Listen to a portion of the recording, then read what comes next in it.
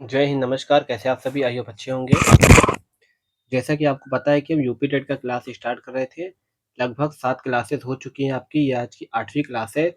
और आज का सबसे मोस्ट इम्पोर्टेंट टॉपिक आप देख रहे हो आपके स्क्रीन पर, जीन पियाजे का संज्ञानात्मक विकास का सिद्धांत। और आपको पता है कि यहाँ से कितने ज़्यादा क्वेश्चन आपको पेपर में देखने को मिलते हैं। यूपी टेट के अलावा अगर किसी भी टेट को उठा लो, चाहे आपका सी टेट हो या हरियाणा टेट हो या फिर आपका यूपी टेट के अलावा और भी जो टेट आते हैं या फिर एग्ज़ाम आते हैं पीआरटी, डीएसएसबी के, उसमें भी ये क्वेश्चन देखने को मिलते हैं। तो चलते हैं आपका इम्पोर्टेंट इम्पोर्टेंट पॉइंट पे हम बात करेंगे हम। पहली बात तो इन्होंने क्या किया था, संज्ञानात्मक विकास का दिया था। इसमें ये क्वेश्चन हमेशा पूछा जाता है कि जीन पियाजे का संबंध किससे है, तो उसमें बता देना संज्ञानात्मक, ठीक है? तो ये कहाँ के निवासी थे, तो ये स्विट्ज़रलैंड के निवासी थे। यूपी टेट में पूछ सकता है, सीधा-सीधा फैक्ट पूछता है। यह एक स्विस मनोवैज्ञानिक थे, ठीक है? जब अल्फ्रेड बीने की प्रयोगशाला में बुद्धि परीक्षण पर कार्य कर रहे थे।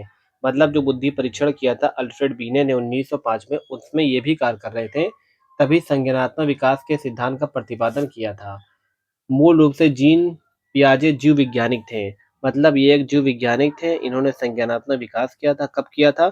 जब तुम्हारे क्या नाम है, बुद्धि परीक्षण चल रहा था। अल्फ्रेड बीने जब बुद्धि परीक्षण कर रहे थे, और बुद्धि परीक्षण हम बुद्धि चैप्टर में पढ़ेंगे फिलहाल के लिए। लेकिन ये जो अल्फ्रेड बीने है ना, उन्होंने बुद्धि परीक्षण किया था शायद 1905 में। तो उसी समय ये भी लैब में काम कर रहे थे, तो उन्होंने संज्ञानात्मक विकास का सिद्धांत दिया था। आगे चलते हैं आपका मेन पॉइंट। अनुकूलन का मतलब क्या होता है, ये आपका कई सारे पेपर में पूछा जाता है। अगर एक साल में कई सारे पेपर होते हैं टीचिंग लाइन के, उसमें कम से कम नहीं तो 3-4 में तो पूछ ही लेता है आपका। मान लो अगर 10 बार कोई पेपर बनेगा तो उसमें से 5 बार तो ये पूछेगा ही पूछेगा। देखो, पियाजे के अनुसार अनुकूलन वह प्रक्रिया है जिसमें बालक अपने बाहरी वातावरण के साथ संयोजन करने की कोशिश करता है। मतलब जैसे हम घर में हैं, हम कहीं दूसरी जगह गए, जैसे तो आपकी नौकरी लग गई ना कहीं पे, तो आप दूसरे जगह जाओगे रहने के लिए, तो वहाँ पे जो लोग रहेंगे उनके साथ क्या करोगे, आप समायोजन करोगे, खुद को समायोजित करोगे, मेल-जोल करोगे। यह एक जन्मजात प्रक्रिया है जिसके अंतर्गत 2 प्रक्रियाएँ होती हैं। एक आत्मसातीकरण होता है, समायोजन होता है।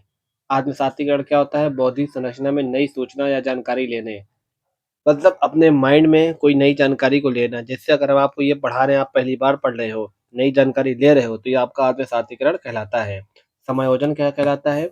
वह प्रक्रिया जिसमें बालक नए अनुभव की दृष्टि से पूर्ववर्ती संरचना में सुधार लाने या परिवर्तन लाने की कोशिश करता है।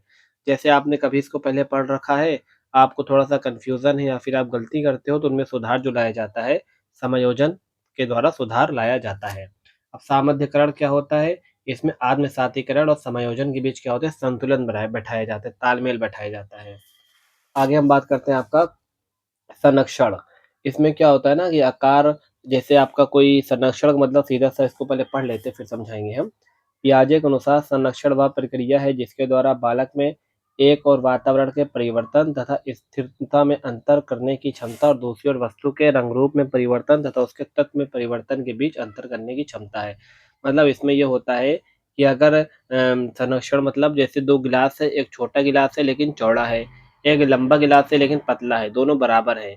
अगर लंबे वाले गिलास को चौड़े वाले में डालोगे, तो उसमें पूरा बराबर उतना ही आ जाएगा। तो लड़का क्या सोचेगा कि जो उसमें डाल रहे हो ना आप गिलास का जो पानी है छोटे वाले में, ये अचानक से कम कैसे हो गई? ये बच्चा समझ में नहीं आ पाएगा कि वो चौड़ा है, ये लंबा है थोड़ा, ठीक है?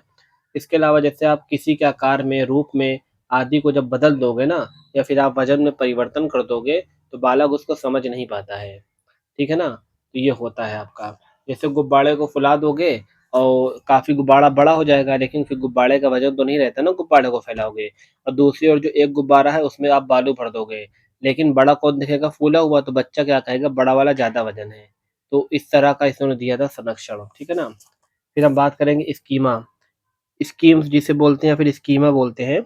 इसमें क्या होता है, व्यवहार के संगठित पैटर्न जिसे बार-बार दोहराया जाता है वह स्कीम्स कहलाता है। जैसे जो हमारा व्यवहार है जिसको हम बार-बार दोहराते हैं वह क्या कहलाता है, स्कीम्स कहलाता है। स्कीमा का मतलब क्या होता है आपका, पियाजे के अनुसार स्कीमा का अर्थ है ऐसी मानसिक संरचना जिसका सामान्यीकरण संभव हो। मतलब क्या होता है, जो चीज़ हमारे दिमाग में छाप होती है पहले से, ठीक है ना? हमारे माइंड में जो चीज़ पहले से होती है उसको क्या बोलते हैं, स्कीम बोलते हैं। विकेंद्रीकरण का मतलब होता है इस संप्रदाय का संबंध यथार्थ चिंतन से है। विकेंद्रीकरण का अर्थ है कोई बालक किसी समस्या के समाधान के संबंध में किस सीमा तक वास्तविक ढंग से सोच विचार कर सकता है। मतलब अगर किसी व्यक्ति के पास कोई समस्या आई, जैसे आप पेपर में बैठे हो, आपके सामने कोई क्वेश्चन आया, तो आप उसको क्या कर रहे हो, सीडीपी के क्वेश्चन को समझने का प्रयास कर रहे हो, तो किस हद तक आप उसको समझ कर ठीक कर पाओगे, वो इसी के बारे में बताता है, ठीक है ना। मतलब आपको छांटना, गलत में से सही आंसर को छांटने का, ठीक है। अब हम बात करेंगे इनकी अवस्थाओं के बारे में, जो बहुत ही मोस्ट इंपॉर्टेंट है। जैसे पहला आता है आपका संवेदी अवस्था, दूसरा आता है पूर्ण संक्रियात्मक अवस्था, मोड़ संक्रियात्मक अवस्था, औपचारिक संक्रियात्मक अवस्था। इसमें यही मेन टॉपिक है, इसको आपको ध्यान रखना है, ठीक है। तो फ्लो चार्ट के माध्यम से हम ज्ञात करने की कोशिश करेंगे। आप लोग इसका स्क्रीनशॉट भी ले सकते हो। जैसे संवेदी अवस्था जन्म से 2 साल होती है। इसमें बच्चा क्या करता है, पकड़ना सीखता है, चूसना सीखता है। पूर्ण संक्रियात्मक अवस्था 2 से 7 वर्ष होती है, और ये भी 2 प्रकार का होता है। एक प्रारंभिक संप्रत्यात्मक अवधि जो 2 से 4 साल होती है, बच्चे सांकेतिक भाषा समझते हैं और भाषा का विकास होता है, शब्द का विकास होता है। फिर अंतर्दर्शी अवधि होती है 4 से 7 साल, इसमें बच्चा क्या होता है, चिंतन करने लगता है, तर्क करने लगता है, मैथ क्वेश्चन छोटे-मोटे लगाने लगता है। मूर्त संक्रियात्मक अवस्था 7 से 12 होता है, जिसमें जोड़ना, घटाना, गुणा भाग करने लगता है।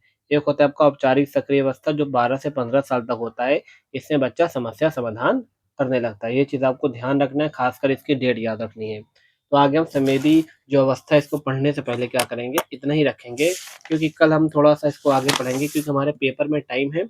कम-कम पढ़ेंगे लेकिन सॉलिड पढ़ेंगे, ये इम्पोर्टेंट चैप्टर है, इसलिए इसको हम थोड़ा-सा कम रख रहे हैं, ठीक है? तो आज के लिए इतना ही। अगर वीडियो पसंद आई हो तो लाइक, सब्सक्राइब ज़रूर कीजिएगा। तब तक के लिए जय हिंद, धन्यवाद।